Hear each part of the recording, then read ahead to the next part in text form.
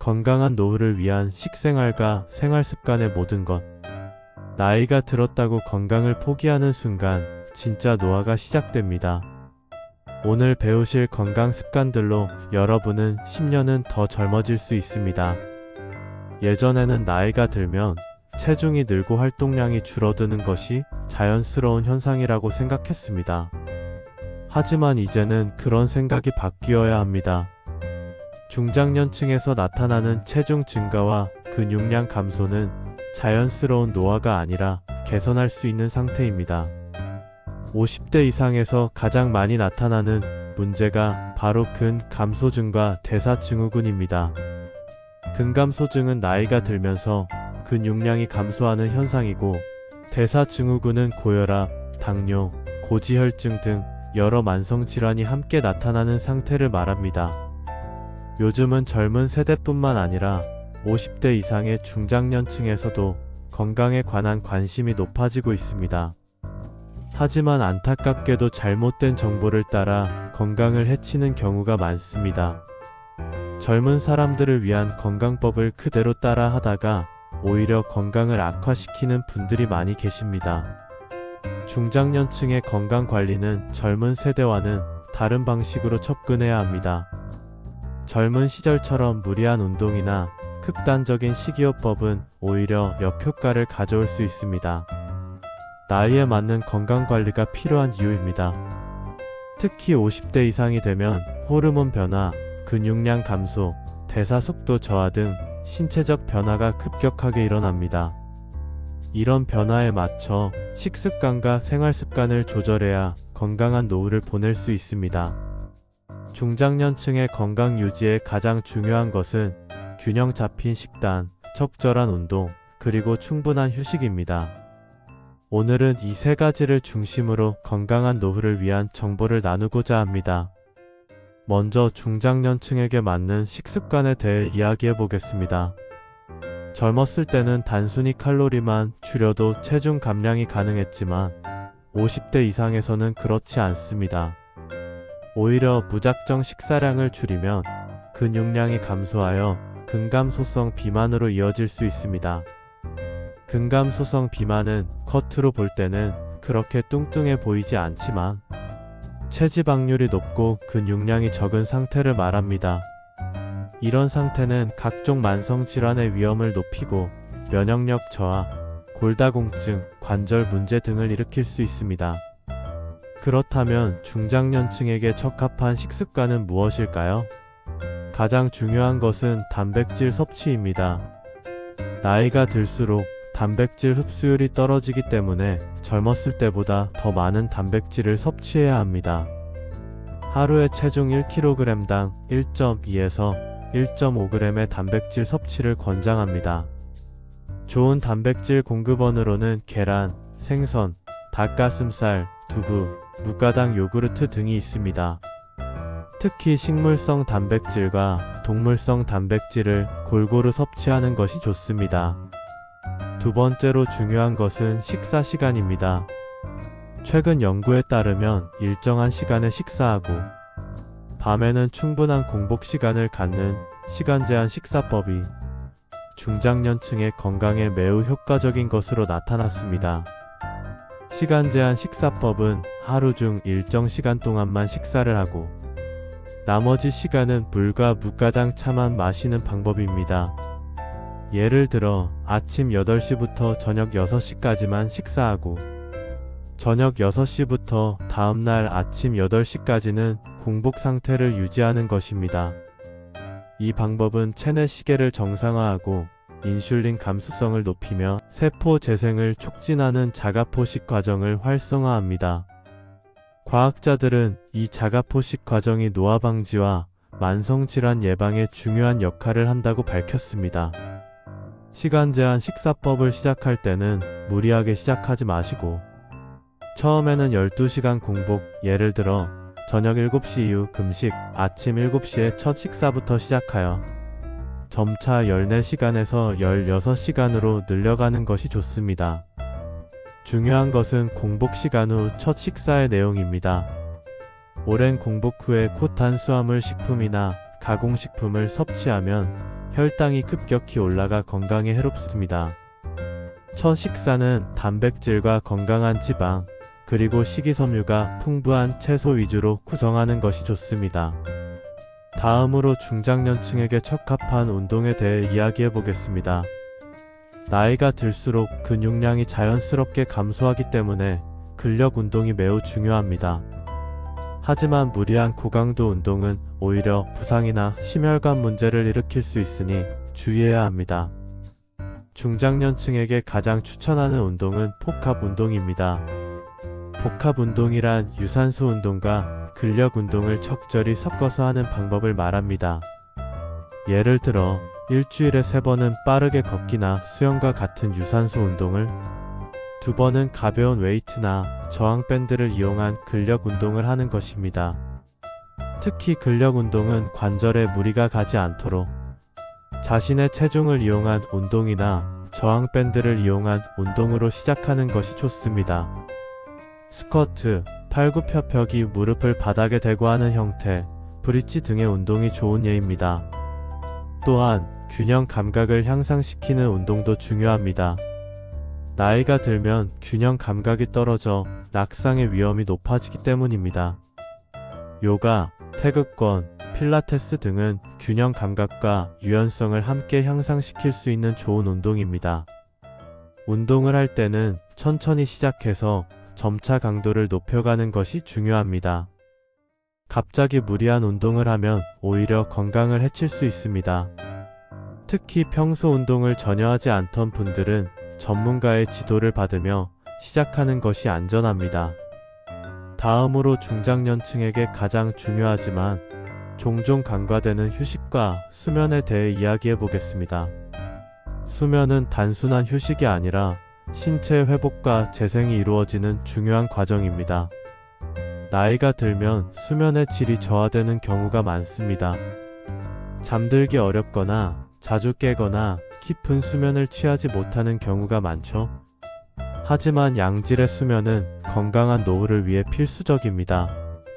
좋은 수면을 위한 첫 번째 습관은 규칙적인 수면 시간입니다. 매일 같은 시간에 자고 일어나는 것이 중요합니다. 이렇게 하면 체내 시계가 정상화되어 수면의 질이 향상됩니다. 두 번째는 취침 전 전자기기 사용을 줄이는 것입니다. 스마트폰, 태블릿, TV 등에서 나오는 블루라이트는 수면 호르몬인 멜라토닌의 분비를 억제하여 수면의 질을 떨어뜨립니다. 취침 최소 1시간 전에는 전자기기 사용을 중단하는 것이 좋습니다. 세 번째는 취침 환경을 개선하는 것입니다. 침실은 어둡고 조용하고 시원한 환경을 유지하는 것이 좋습니다. 필요하다면 암막 커튼, 귀마개, 적정 온도 조절을 통해 수면 환경을 개선할 수 있습니다. 또한 낮잠도 적절히 활용하면 좋습니다. 20에서 30분 정도의 짧은 낮잠은 피로를 해소하고 인지 기능을 향상시키는 데 도움이 됩니다. 하지만 너무 길거나 늦은 시간의 낮잠은 오히려 밤 수면을 방해할 수 있으니 주의해야 합니다.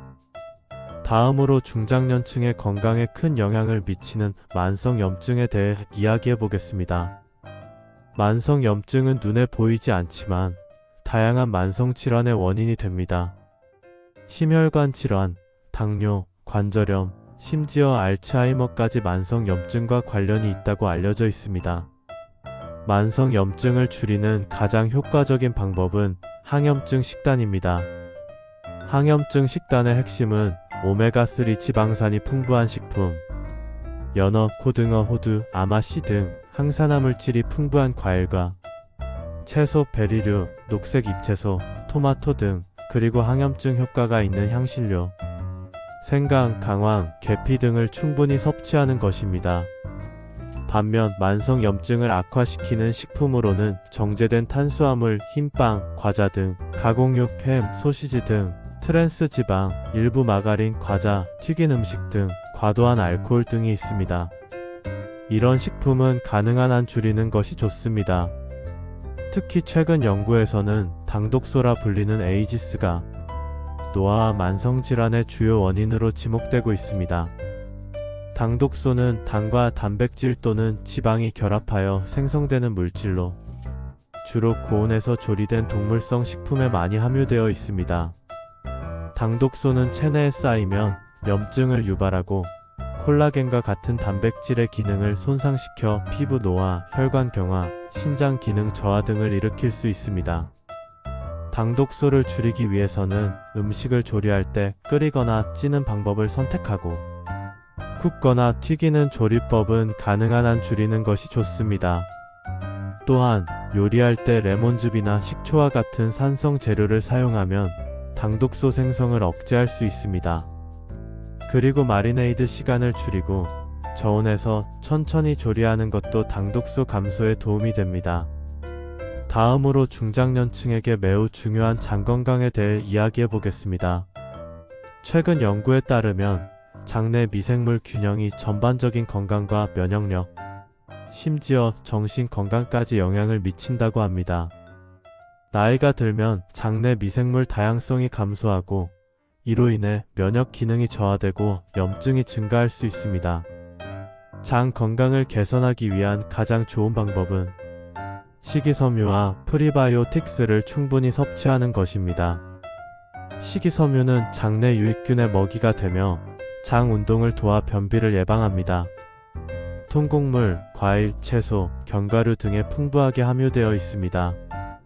특히 중장년층은 하루에 25에서 30g의 식이섬유를 섭취하는 것이 좋습니다. 프로바이오틱스는 유익한 장내 미생물을 직접 공급해주는 식품으로 요구르트, 김치, 된장, 캐피어 등의 발효식품에 많이 포함되어 있습니다. 프리바이오틱스는 유익균의 성장을 돕는 물질로 마늘, 양파, 바나나, 아스파라거스 등에 풍부합니다.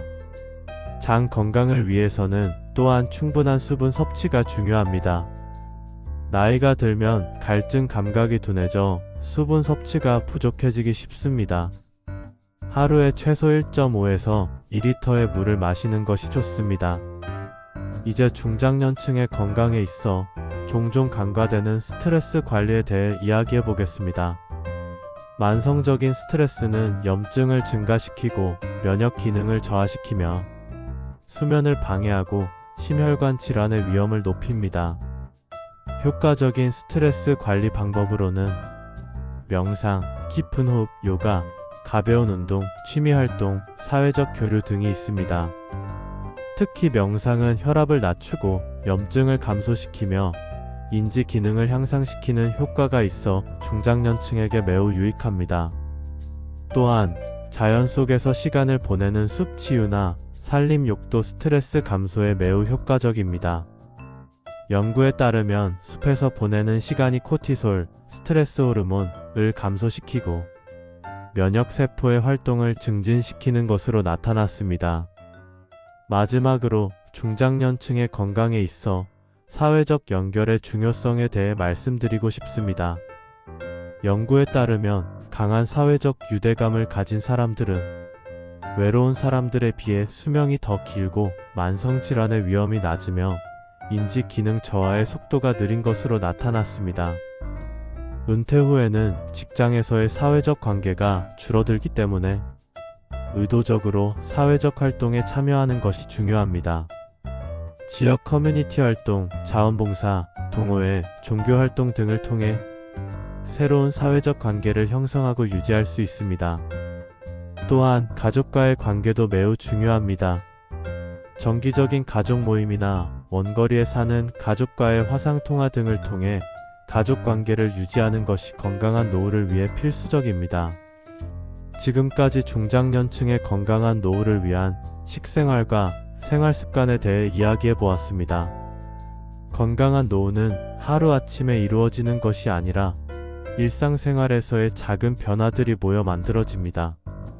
오늘 말씀드린 정보들을 바탕으로 자신의 생활 습관을 점검하고 필요한 부분을 개선해 나간다면 더 건강하고 활기찬 노후를 맞이할 수 있을 것입니다. 건강은 우리가 가진 가장 소중한 자산입니다. 특히 중장년기에는 건강 관리에 더욱 신경을 써야 합니다.